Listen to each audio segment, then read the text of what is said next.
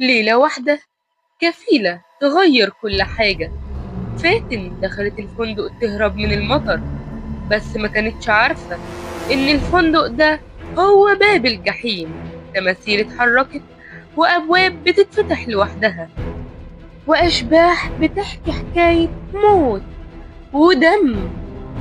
يا ترى مين ورا كل ده؟ وليه الأرواح اختارت فاتن بالذات؟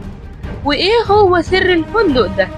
كل ده في الجزء الثاني من غرفة رقم 7 على قناة فوكلور. حكايات تعيشنا في عالم الخيال والتشويق. وما تنسوش تشتركوا في القناة وتفعلوا الجرس. معاكم غادة فويس.